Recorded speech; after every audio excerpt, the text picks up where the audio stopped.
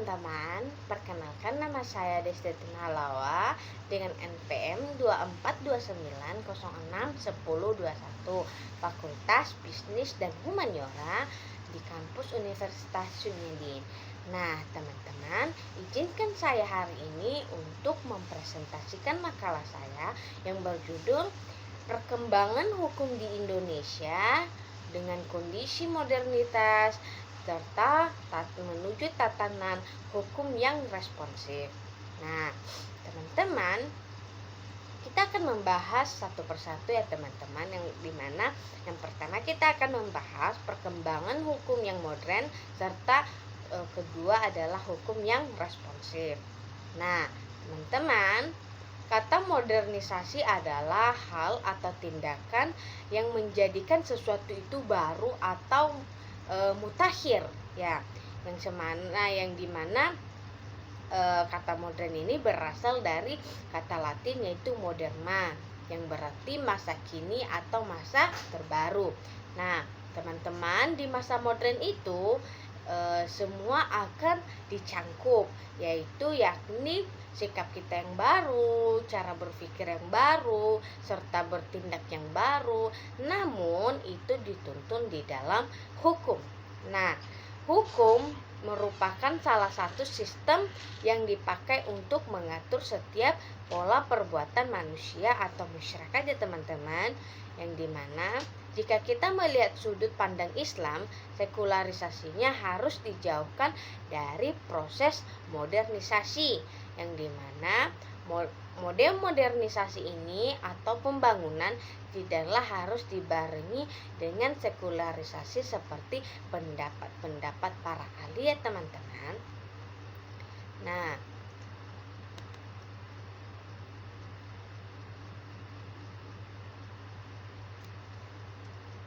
baik, teman-teman, dengan hasil majelis mempersembahkan pada masa modern, maka perspektif Undang-Undang Negara Republik Indonesia tahun 1945 adalah perpaduan asas konstitusionalisme dan prinsip demokrasi universal, yang dimana salah satu prinsip yang baru dalam kondisi konstitusi Indonesia ini adalah pasca amandemen, yang dimana ditegaskan bahwa nilai-nilai agama, nilai-nilai budaya, nilai-nilai kemanusiaan adalah sebagai bagian integratif dari nilai fundamental, yakni Pancasila. Nah, dimana potretnya yaitu hal ini menunjukkan bahwa kita atau negara kita merupakan kesatuan hukum yang modern di Indonesia. Namun, jika kita masuk pada Undang-Undang Negara Republik Indonesia tahun 1945, ini mengandung bahwa butir-butir pasal yang terada di dalamnya tidak hanya merupakan pintu gerbang yang dimana mencangkup atau meliputi norma-norma hukum yang secara kualitatif maupun tidak kualitatif, yang karena memenuhi kebutuhan masyarakat Indonesia. Nah, teman-teman,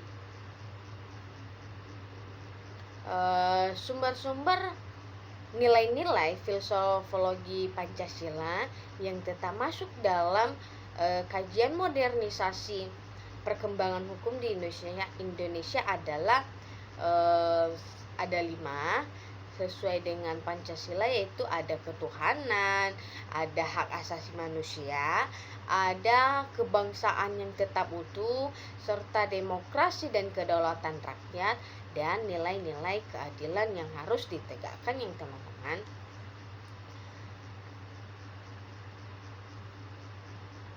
Nah, kita masuk pada apa yang membuat sebuah negara itu modern atau perspektifnya di dalam keindonesiaan. Ya, yakni itu disusun yang pertama teman-teman. Nah, aturan-aturan hukumnya berdasar pada kombinasi yang bersumber dari Allah dan akal manusia. Yang kedua ada hukum modern di Indonesia dinyatakan modern apabila 3 konsep kedaulatan dalam sistem hukum nasional, yaitu ketuhanan, kerakyatan, serta kenegaraan, ada dan tanpa pertentangan dan memisahkan satu sama lain. Yang ketiga ada kombinatif. Hukum modern di Indonesia akan dilihat ataupun menunjukkan bahwa itu modern adalah yang satunya kombinatif, yang dimana hukumnya, substansinya mengkombinasikan nilai-nilai hukum agama, moral, adat, dan nilai-nilai hukum barat, yang dimana satu kesatuan sistem hukum nasional diadopsi secara proporsional. Yang keempat ada tidak sekuler. Yang dimaksud dengan tidak sekuler ini teman-teman yaitu ketentuan substansi hukumnya tidak memisahkan agama atau moral serta hukum tersebut. Yang kelima ada plural hukum, yang dimana hukumnya ini tepatnya lebih mengayomi persamaan dan keberagaman ras, suku, etnis serta adat istiadat. Ya, keenam ada responsif atau visioner, yang dimana kebutuhan masyarakat lebih dipentingkan daripada kebutuhan atau perkembangan lokal ataupun barat ya teman-teman, yang dimana ini lebih ke demokrasi, perlindungan HAM serta hukum lokal. Yang ketujuh ada hukum yang dimana tidak semata-mata berorientasi pada kepentingan umum, yang dimana kepentingan umum ini lebih memelihara, menjaga kepentingan serta kemaslahatan agama, akal, akhlak, harta, dan jiwa. Nah, kita masuk pada konsep integrasi sistem hukum agama dan sistem nasional. Ya, dari penjelasan yang saya katakan tadi teman-teman, itu merupakan konsep hukum modern dalam konteks perpaduan nilai-nilai, prinsip serta norma-norma yang positif, di mana kolaborasi yang ideal dalam memperbaiki kualitas peraturan perundang-undangan di Indonesia. Ya, mengapa tatanan hukum harus dibarengi dengan hukum agama serta hukum nasional teman-teman? Itu karena dengan membarengi keduanya, maka tatanan hukum positif negara sebagaimana teori seorang ahli siasah dinia, yaitu dia mengatakan bahwa setinggi-tingginya hukum, maka prinsip dan norma adatnya serta etika itu harus dipadukan di dalam suatu peraturan ataupun hukum negara, yang dimana pendekatannya itu monoisme legal system. Ya, dimana tatanan negaranya itu harus tetap dibarengi dengan agama dan etika ya teman-teman.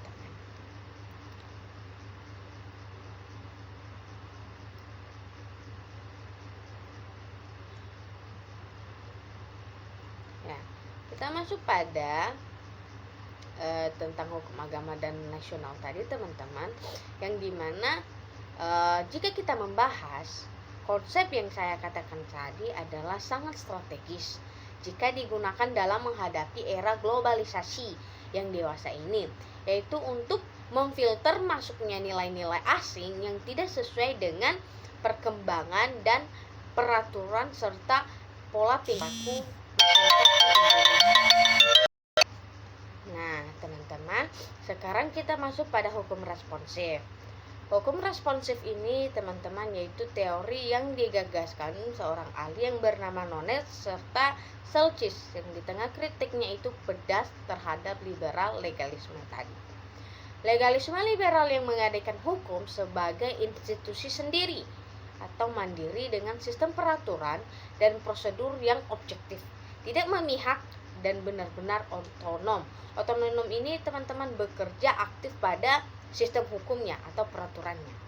Ya, yang dimana ikon legalisme ini adalah otonomi hukum yang wujudnya nyata dan rejim rule of law. Yang karakternya diyakini bahwa hukum dapat mengendalikan represi ekspresi serta menjaga integritas sendiri maupun masyarakat di dalam sebuah peraturan hukum. Dilihat pada kepentingan internal sistem hukum itu sendiri, yang dalil integratisnya itu memang dapat dipahami oleh setiap masyarakat. Namun, tujuannya bukan pada dirinya sendiri, namun sebagai alat bagi manusia, individu ataupun kelompok di dalam masyarakat Indonesia, yang merupakan isolasi sistem hukum dari sisi kehidupan manusia di tengah-tengah berkembangnya hukum modern di Indonesia. Nah,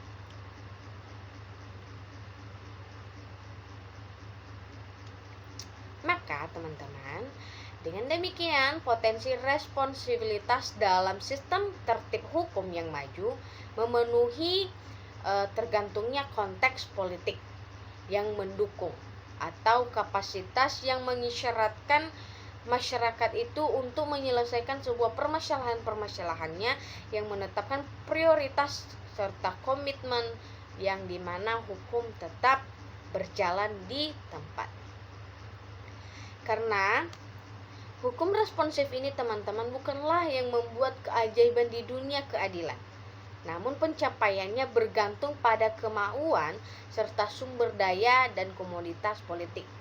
Yang kata lainnya dia lebih ke sosial ya teman-teman, yang dimana kontribusinya itu khasnya adalah memfasilitas tujuan publik dan membangun semangat untuk mengkoreksi diri sendiri ke dalam proses pemerintahan ya, yang dimana hukumnya memaknai peraturan yang mengatur manusia, barulah berarti didukung dalam sistem saksi yang tegas dan jelas, sehingga hukum itu ada absolut yang dimana menjatuhkan suatu hukuman berdasarkan prosedur dari perbuatan yang dilakukan oleh seseorang. Nah, teman-teman, kata kunci yang saya katakan tadi dimulai dari perkembangan hukum yang modern itu adalah sistem atau seperangkat hukum yang mampu mengantisipasi serta mengatasi berbagai permasalahan yang mungkin akan timbul, yang dimana Indonesia atau negara kita ini tidak terlepas dari pengaruh arus globalisasi atau arus barat ya teman-teman ya, yang dimana akan menimbulkan dampak pada bidang politik kita ataupun hukum. Jadi teman-teman, di kehidupan modernisasi sekarang yang kita lebih mendalamkan adalah nilai-nilai etika tadi, akhlak serta pola-pola pikir, yang kita tetap boleh modern teman-teman, tetapi kita harus tetap di dalam kajian peraturan perundang-undangan di Indonesia. Kita jangan lari dari konteks bahwa kita adalah negara hukum. Bagaimana era globalisasi membawa kita, biarlah sejalan searus itu, tapi teman-teman kita harus membuat pikiran kita tetap berkembang, tapi pola tingkah laku kita tetap diayomi di dalam sistem tatanan hukum di Indonesia. Nah, teman-teman bisa menggali ataupun lebih mendalami dengan searching Google ataupun baca-baca filsafat serta mencari kajian-kajian ilmu yang lain untuk memperdalami tentang hukum ini ya teman-teman, bagaimana sistem hukum di Indonesia maupun sejarah-sejarahnya ataupun masa modern era globalisasi yang sekarang. Baik teman-teman, saya Desti Halawa undur diri, terima kasih.